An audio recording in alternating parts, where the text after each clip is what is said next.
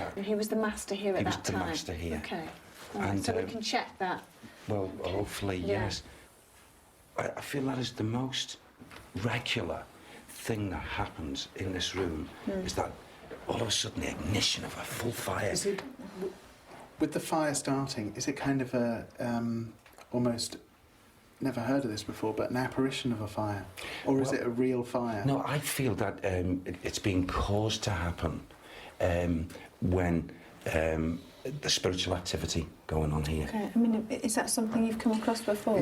It's not. My only concern about that is if there is, you know, an actual fire that starts up for some unexplained reason.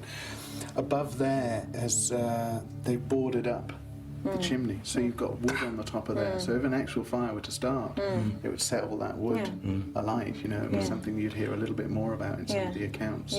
But it's not the sort of thing you hear about. Okay. Right. Do you want to go to another room? As with many of the properties that Most Haunted investigate, a strong male energy appears to still be dominant within the walls of the manor house. But what of the girl that we heard of earlier? Derek feels that he has an answer.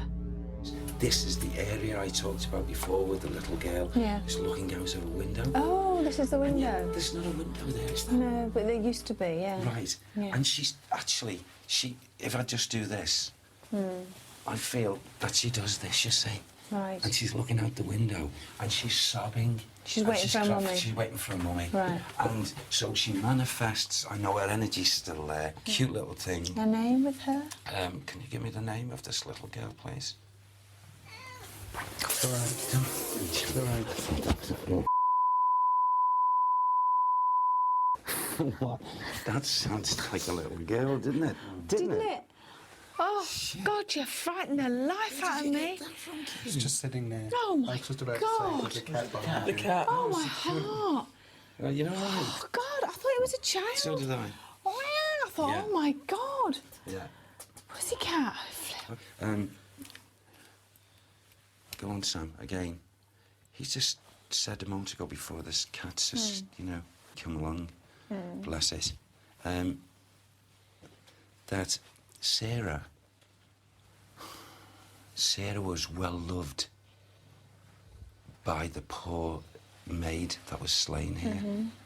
But there's a connection with the maid's mother, who was also in service here. They must have been sisters. What, you mean the maid's mother was Sarah's mother as well? Yes. Oh, I see, right. So they've been sisters. Right. That's why they were so close. So I feel this is also another reason now why this little one is around. She's not just calling out for her mother, she's looking for her sister, the maid. Right, okay. So how prevalent is pain and heartbreak within this family home? Is this the last we will hear of such torture and turmoil? Or does another night of fear and dread await the Most Haunted team at the Manor House in Petty, France? Oh my God.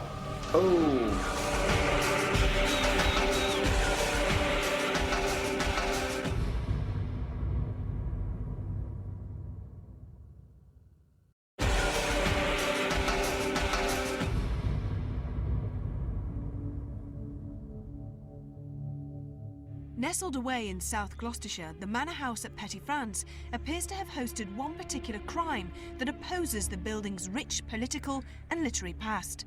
And with the dining room regularly reporting a male apparition, we simply had to head downstairs to find out more. There's great sadness in here. Absolute great sadness, great despair. And a female virtually fighting for her life here in this atmosphere. Are you talking about the maid? Yes. Right. And this master, William. yeah, deciding, okay, I can do what I want, beating it into a submission, then raping the poor young soul, and then taking her life. Why did he do it? This is a type of soul that he could do whatever he liked in here, but let's go outside. And he was the perfect gentleman. You know, it was like a Jekyll and Hyde. Dual personality. Yeah. When did he die? Go on, Sam, say it again, please. OK, man's justice caught up with him and hung him in 1589. OK. The master had been hung. Right, I see. And he he is around this house.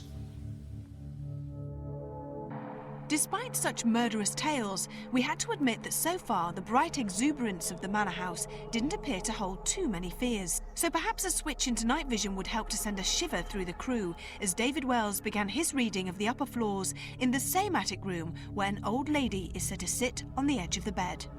Here we are, David, in the attic. For some strange reason, it's similar to the whole house for me. I don't feel at all scared, at all. I don't know what you're picking up in here. The only thing I can pick up that may happen here is the noise of it's a woman's voice again, and she's calling out. She's calling after a child. She's chasing children. Children, it's plural. General noise of children, but there's nothing specific. I agree with this. When you say chasing children, in a horrible way or in a nice way? In a nice way. It's kind of like, oh, come on, yeah, you know, that kind of thing. It's not not nasty in any way, shape, or form. All right. So it's like a nanny chasing after the kids, that kind of thing. Do you want to go downstairs? Yeah. Before we go downstairs, Ian, can you touch that window with your left hand, the one that's just next to you? Now, put your hand there. Does that feel colder in that corner? It does, yeah, it does. It does feel colder. Move your hand back a bit so we can get this back towards, away. So the red is cold, Kieran? Yes. That's kind of... Okay, but then when you move it forward, it's a lot colder. Yeah. Yeah, that red indicates cold, and one of the accounts from this area is a sudden drop in temperature. OK, shall we go downstairs? This passive start did comfort us, with the sensory perceptions that you would expect from a building that has housed families for 2 centuries. But would this harmony still exist out on the corridor? Before we get any further, I'm really conscious of a female presence at the top of this stair. She's sitting she's sitting right at the top step. A young girl, late teens, possibly very early 20s. And she's crying. I mean, she's not just, sniffling. She's absolutely racked with pain. She's absolutely crying her heart out. It's over the loss of a child, the death of a child, or a child being taken away in some way, shape, or form from her. Can you get a name with this girl? This might be Emily. Emily. Emily, something like that. OK. But she's specifically saying childbirth now, and she's showing me, it's the blood and gore, which I guess is therefore the loss of the child was in childbirth. So it wasn't born then, died later. So it's actually childbirth. But it's definitely that you're getting through that the child died. At the moment, she's talking about is the child. So I mean, whether she died or not, I don't know. But it's just the child and her primary concern is the child. And also, what she's saying to me here is, it's almost like she's looking for the child. One of these longing hauntings where they're longing for something. So sometimes they're longing for the lost love. So they're longing for. She's longing for this child. She seems to have stopped in time, which suggests to me that she probably died as well at the same time. But why there's this separation is interesting. For me, my spiritual angle, I would say that the child never actually took possession, the soul never took possession of the body, therefore the child was never, if you like, complete. Right. That's why she's looking for something that she can't find until she herself crosses. Her. Oh, that's so sad. So she'll never find the child here. And is she grounded here? Yeah, definitely. Will we be able to help her? Hopefully, yes. I will do my best. I'll do everything I can to help her. That'd be great. Where do you want to go now? Up here, I think. Up that way. Intrigued by David's sensing of a mother and a child, we decide to see what else we would pick up and decide to stay upstairs a little longer, moving into the crystal room, which apparently holds an aura of intense oppression. So has it come clearer in this room? Yeah, it does. It does become clear in this room. I've got, I don't think it's this bed, but there's